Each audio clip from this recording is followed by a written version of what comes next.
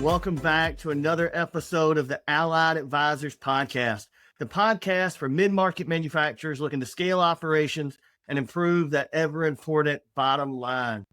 Today, I am joined by Mr. Reid Kozlowski. Did I say that right? Yeah, that's good. Right. My thick Southern tongue sometimes doesn't want to work. And Mr. Bill Maroney. Bill, I appreciate you having a slightly easier name to say. So, I tried to work on that for you. Thank you. Guys, again, really appreciate you taking the time to come talk to us today. Before we get into the conversation, I want to give everybody just a little bit on your background. Reid Kozlowski is the co-founder of Freight Think LLC, where he helps organizations uncover hidden opportunities to improve efficiency, reduce freight costs, and boost profitability through data-driven analysis and holistic supply chain strategies. Before launching Freight Think, Reid served nearly 2 decades at Bed Bath & Beyond, ultimately as Vice President of Global Transportation and Global Supply Chain Flow, where he reshaped a $10 billion transportation network, modernized international container flow during the pandemic, and integrated transformative supply chain technologies. His career began in logistics and finance roles at PepsiCo, Ameriserve, McLean Company, and he holds both a BBA and a master's degree in finance. Known for driving innovation, building high-performing teams, and delivering measurable results, Reid is widely regarded as a trusted expert in retail and supply chain optimization. Bill Maroney, with more than 27 years of experience driving profit improvement, vendor management excellence, and supply chain optimization, Bill is a seasoned retail supply chain leader and co-founder of Freight Think LLC, where he helps organizations uncover inefficiencies, reduce costs, and implement smarter, data-backed logistics strategies. Bill previously spent nearly 3 decades at Bed Bath & Beyond and Bye Bye Baby, ultimately serving as Vice President of Vendor Management, where he led large-scale supplier performance initiatives, strengthened cost-to-serve models, and enhanced operational accountability across a complex global retail network.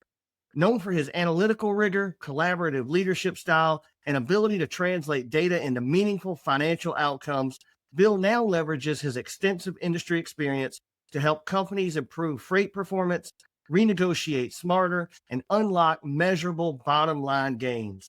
Well, guys, I really do appreciate you carving out the time to come and talk to me. Obviously, you guys are a wealth of experience when it comes to freight networks and transportation analytics. So again, thank you so much.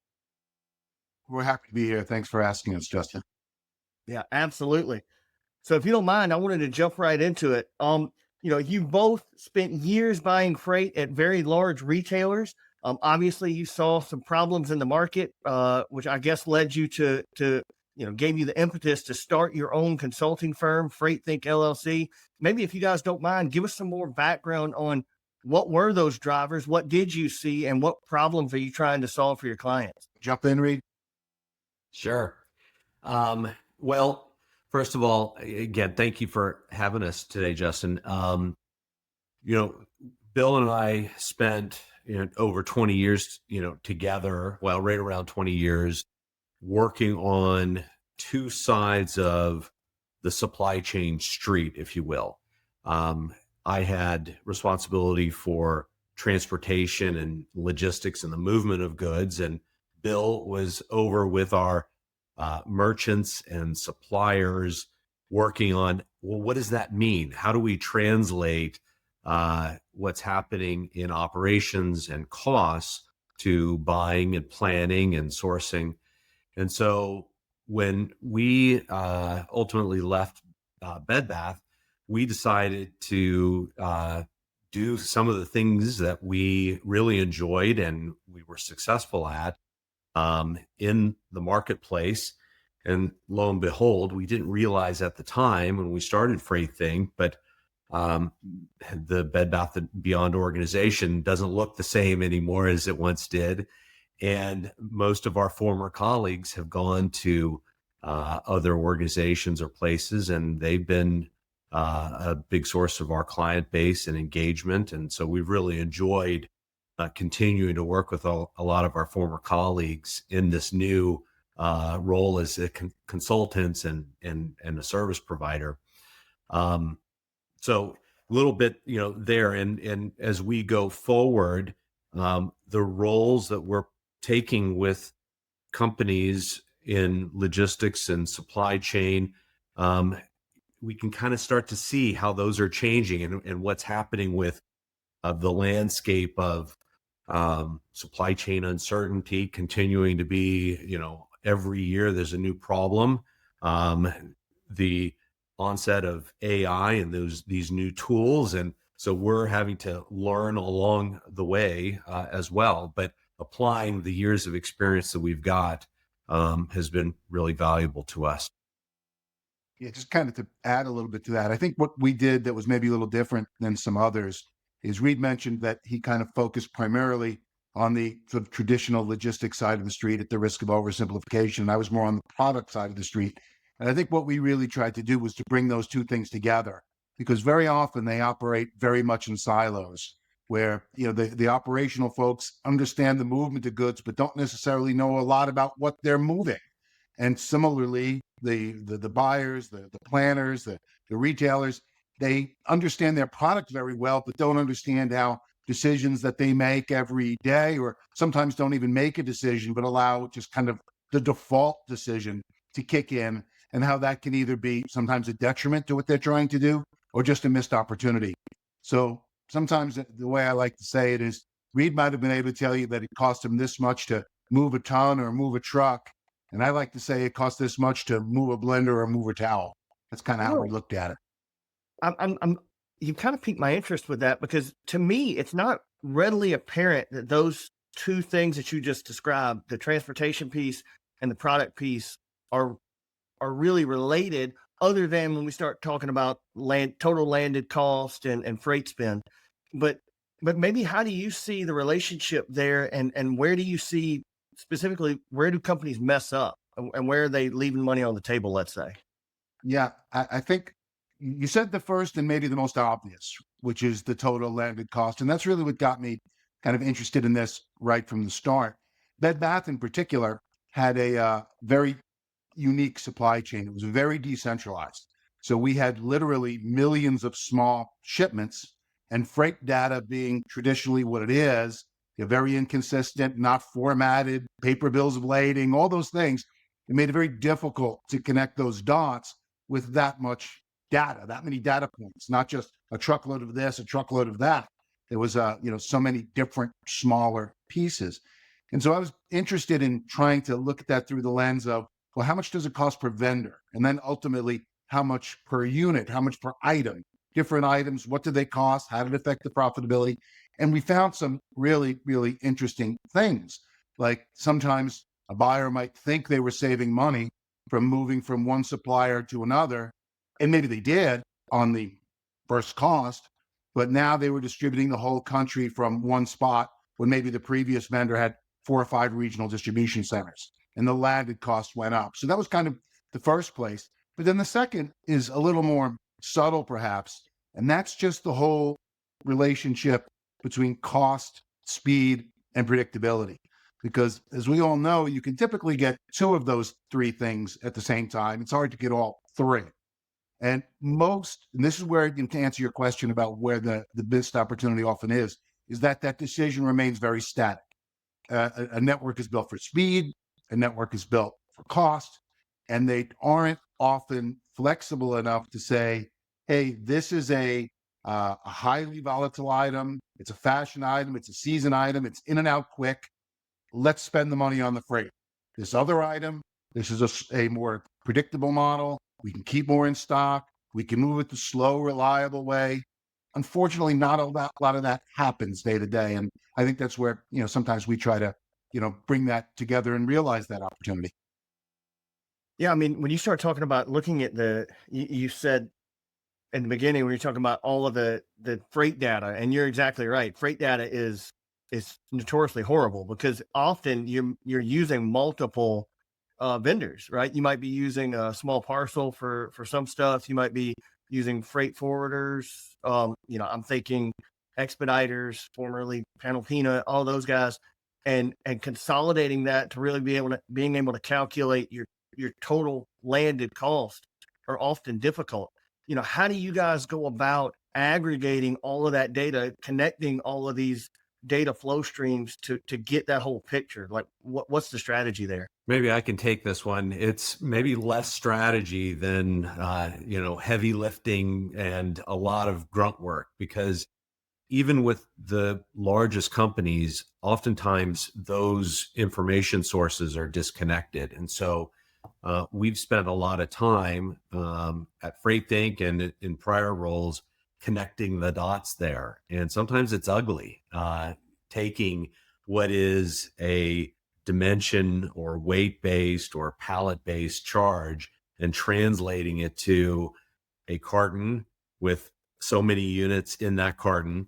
And honestly, a lot of companies stop. And that's where we come along to say, let's take that next step and let's really work through what are those connection points that are missing. Let's try to clean those up from a data perspective. We spend actually a lot of our time doing data cleansing and in databases so that we can do that analytical work, because that the devil really is in the details here, and being able to get down to individual SKUs. Bill has, we've got tons of examples of over the years, items that just don't translate well from a freight cost and unit retail price.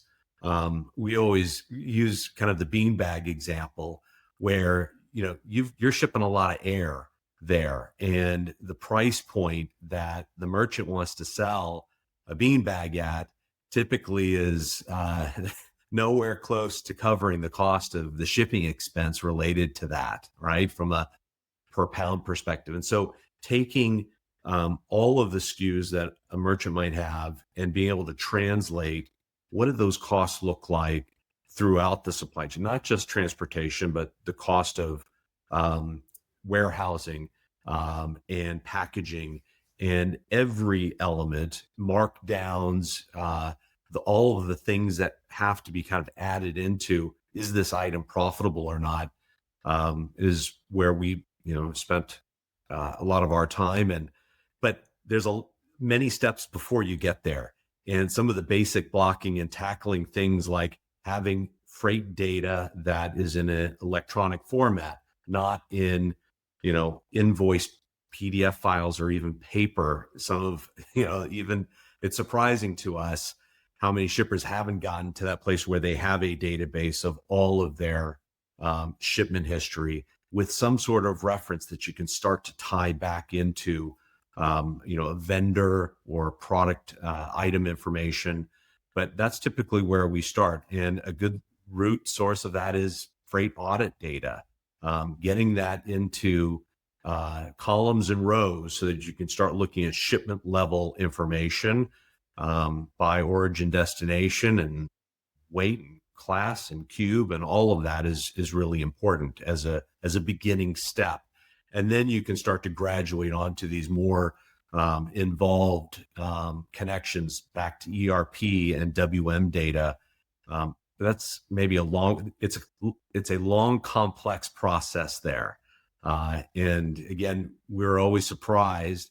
We thought, over the years that we had to couple things together. Almost every shipper, every client that we've worked with has the same kind of data issues. Yeah, I could see that. I mean, it really is, because I've been the guy responsible for developing logistics cost for a new product quote, right? I've had that job.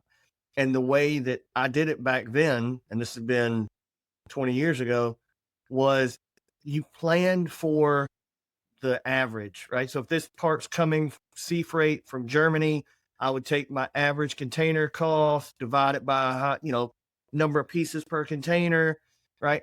But that's not reality. Reality is those parts get air freighted sometimes. Maybe they get air freighted a lot. 6 months in, maybe it doesn't go sea freight anymore. Maybe we want to ship that one air freight. Like, things change, and nobody ever goes. Number one, I don't know that people necessarily always know that they change. And number two, I don't think anybody really goes back and buy SKU looks at what am I really spending on freight. So I bet you guys find gold mines when you start digging into these things. We do, and sometimes lead mines, if you will, because one of the things that happens, and it's no more, what you said is completely true, and both sides of it are true. One, that there's danger in worrying about the averages, but back in the pre-ecom digital world, the averages were a little safer. And while maybe the averages weren't the way to be optimal, if your average freight costs this and your average item costs that, it kind of worked out. Mhm. In the digital world, in the e-com world, the errors get magnified in two primary ways. One is you're moving the freight twice. You're bringing it in, you're shipping it out, and maybe you're taking a return. So maybe you're moving it 3 times. And if Right. you're shipping it back to the vendor, now it's 4. Okay. So it can be moving a lot. The other piece is if you make a mistake, the internet is great at finding it.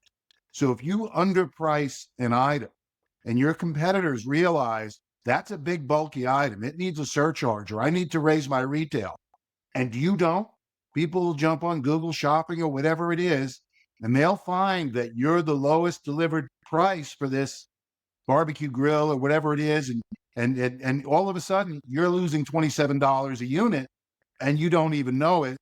All you do know is that your sales have skyrocketed. And sometimes, and I've been in this situation where the merchant responsible for that was very excited and bought more and moved it to the front of the web page and losing money on every one. So that's where sometimes good news is bad news. In fact, we had a conversation with a client the other day, and he mentioned that a certain category was skyrocketing. And I said, well, that might be good, but be careful. Maybe the coupons, maybe the free freight, maybe the something, maybe you're losing money. Let's double check that. So when you guys start off with a client engagement, and I'm just trying to piece this together from this conversation, your first thing is to, I guess, let's get a lay of the land. So show me the data, what data you have. If it's a freight bill, if it's just an invoice, okay. If you've got some data, some electronic data coming in, show that to me. Let's try to get all of that centralized in an electronic database somehow, right? And then digging into it by SKU level. So, man, that's got to be so hard. I'm just sitting here thinking about it. You get a freight invoice. The freight invoice doesn't care what it ships. It just says I ship 4 pallets of what, and maybe there's a part number, maybe there's not. And then you've got to get that into a database, and then you got to tie it back to the SKU levels somehow. Yeah, that's down the road. SKU level is later. Okay. Typically you start at kind of a chronology, as you said. Let's see what your data looks like. Let's understand what you're paying at a more of a macro level. Let's make sure you've got controls in place. Reid mentioned the audit. So we're not paying for services we didn't get, or we're not double paying or getting overcharged versus the contract. And then after you kind of say, okay, we've got our rates. Have they been negotiated competitively? Yes, they have. Do I have controls in place? My audit going right? Now let's look at what am I doing? Am I choosing the right service levels? Am I shipping too frequently? Am I paying for overnight service when standard is fine? Those kinds of things. And then when you've got those pieces in place, then you start to look for the outliers, whether it be at one particular supplier, one particular category of business, one particular item, kind of like that. And then you go back around to the negotiation again. It's kind of like a cycle. Gotcha. Well, tell me this. How often do you find people paying for a service level they do not need? All the time. All the time. I mean, one of the biggest ones is, you think about parcel shipping, right? And parcel shipping is based on zones, and the lower the zone, the shorter the distance. And oftentimes the conclusion, if a customer wants overnight shipping, let's use a known overnight service like overnight or second day, or let's get it in the air. But the destination is local. It's, within 150 miles or less. Ground will do exactly the same thing. And so being smart about the services that you're selecting is really important. And what carriers are offering those services, I think there are a lot of kind of Yeah, no, yeah, duh. I mean, that's a really easy answer, but most shippers are losing some ground there, or there are um, uh, controls that are missing. So somebody locally is thinking, well, I've got to upgrade all these. They don't really realize where the destination is. So having tools in place to control behaviors, but identifying those first, because again, we've spent again our years in a lot of anecdotes, and anecdotes can move you in directions that you really shouldn't go.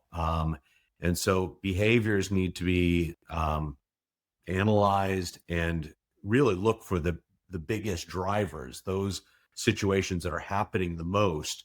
Um, and that's where we look in the data. We try to work at a top down approach and look for big wins first. The other thing that we do in our business oftentimes is, you know, all companies are resource constrained. They know they have a ton of opportunities. If you're getting, the top 20 things out of 100, you're lucky. And so we come alongside to help our clients get at more. And we take a very methodical approach about identifying the big wins, because we don't want to go on a wild goose chase on things that, okay, that was a nice savings, but it's not really impacting our bottom line. And those bottom line savings often pay for other things. It might pay for a piece of technology that you want to bring in because you're saving that money to spend it on something else. It might even mean hiring somebody because those dollars can be allocated to different things. Almost always it pays for our services. And that's the other thing, in our past, we got into consulting because we felt like a lot of the things that consultants were doing in the end weren't delivering actual payback. And so we try to do our darndest to actually align the activities that we're working on with actual bottom line savings. I mean, so I worked in manufacturing for a long time, and I can tell you, I've had multiple conversations with material planners, and they all they might not say it out loud to the boss, but when you're talking to them, getting a coffee or whatever, they're like, "Look, Justin, I'd rather get yelled at once a month because maybe my inventory level's too high, my freight spend's too high, than every day when I'm out of parts." Right? So I could see them, hey, how does it need to get here? Unless you're looking at it really close, will it get here tomorrow? Ship it, right? Just whatever's going to get it here sooner. And then, never going back and adjusting it, right? They got caught one time, they got burned one time, they signed up for premium freight, and they just never went back and adjusted it because, again, it's better to get yelled at once a month if they notice your freight spends too much than it is every day when you're out of that part. So I could. Justin, I think you just touched on a very important part and something that we preach regularly, and it really ties into that kind of total cost per item. Is that when you bring those things together, and whether it's the buyer, whether it's category manager, or business, or whomever is being evaluated on the entirety of the profitability, that's when they start to see things very holistically, and they don't look at it as I'm getting yelled at because my freight is too high, or I'm getting yelled at because my inventory is too high, when they're actually scored, if you will, on their sales, their costs, their cost of capital, their cost of freight, their markdowns, then they can make a decision. And a dollar is a dollar. And it doesn't matter if it's a freight dollar, a cost dollar, a storage dollar, it's a dollar. And then they think more holistically. And I think ultimately that benefits the business rather than them thinking, well, I'm spending the freight guy's money and getting yelled at for it. But you're right. That's the way it often was and often is. But that's how we think is a better approach.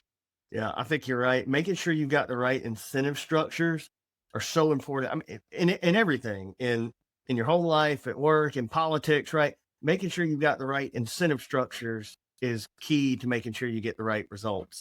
Uh, you know, People are going. I say this all the time. What's super important to me and always has been and always will be is whatever's important to my boss, right? Whether my boss is, an employer or a customer, whatever's important to them is important to me. So putting those incentive structures definitely helps get the right behavior. But, I guess it wouldn't be a podcast in 2025 unless we brought up AI. So what do you Mhm. guys see? There's a ton of activities out there now with using AI to try to find these dollars that you guys are talking about, trying to organize data. What do you see as the impacts that AI is specifically going to have on freight spend? Where do you see that going? It's a really good question, and I think Bill and I both have some strong opinions about AI. One thing I would say, for us, me personally, making AI tools a habit in my daily work is really important because right now, my default 30 years of experience is to go there and not jump into AI immediately and use it as an efficiency tool. But we still have to be very careful about the results that come back.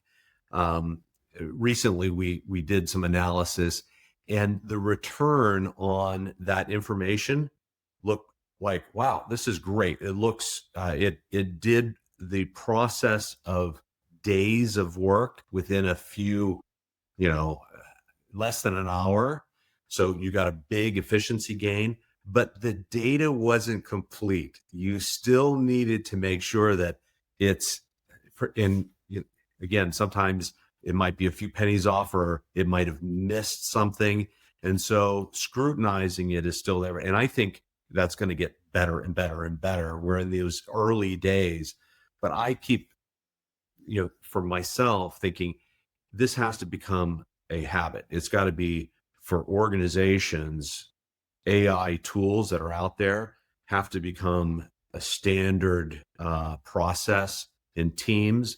I think there'll be a lot of um, uh, broader view of transportation networks. Today, there's a lot of air still being shipped because everyone works in these silos. And when we have transportation management tools and data analytics that are looking across industries, seeing where trucks and containers and ships are, and planning arrivals and equipment availability better. I actually think that a lot of that planning around storms and weather and getting game plans together so that you're not just reacting, but you're planning ahead for seasons. We've got to do a much better job. The supply chain or logistics folks too often are reacting as opposed to putting together plans and then communicating them in an effective way so the rest of the organization, whether that's finance or the merchants, buyers, planners, are also understanding what that means.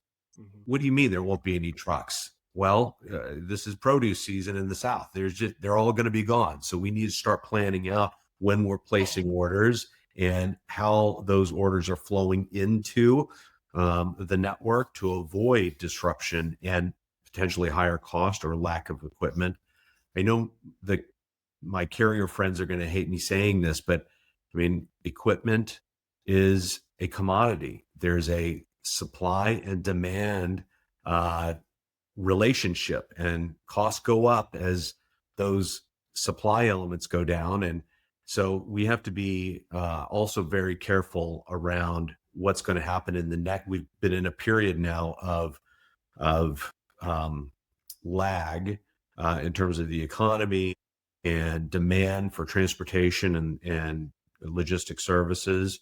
And so when that demand comes back, a lot of equipment and people have exited those roles and those warehousing roles and trucking, driving. All of that has been affected in the last few years. And so we're heading for I think, some really challenging times. And if we don't embrace AI tools out there and even basic stuff like ChatGPT and, the Claudes out there, all of those can really be effective tools used in the right way, in the right control and supervised. Yeah, I mean, it does seem like we almost have to embrace AI given the current demographics, right? With an aging population that's getting ready to move into retirement and nobody behind them to take their jobs. If we're going to stay, maintain productivity targets, it seems like AI is the only way we're going to do that in the developed world. So it will be interesting to see kind of how that gets leveraged moving forward. I do have one out of left field question for you. I've got a partner, and he's my partner is a very ideas guy. I mean, he's always got big ideas, and I'm like, hey man, you're a little bit above my pay grade. I don't really understand what you're saying now. Like, and one of his ideas as it relates to freight is the use of blockchain to track shipments, right? So I don't pretend to understand all this, but I think what he's saying is, blockchain tracks Bitcoin and other cryptocurrencies, all of the transactions. You could use that same uh, technology to track shipments, right? It could track a shipment as it moves through the supply chain from the vendor to the trucking company, through the ports, through the warehouses, all the way.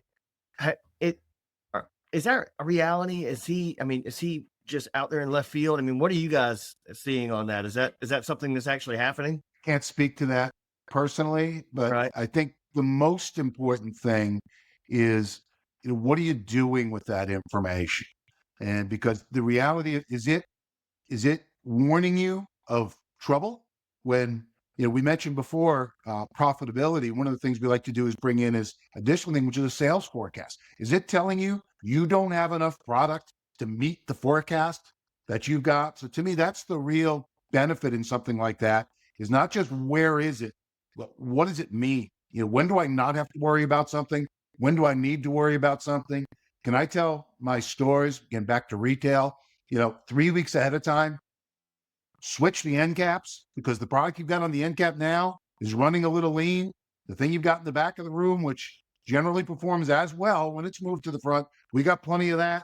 Move things around. That's when it becomes really powerful, when it weaves all those things together into what should I do about it, not just here's a piece of information. Do you guys see that? Is that who's really when it comes to freight? I mean, the one great thing about y'all's business is you're really selling a painkiller.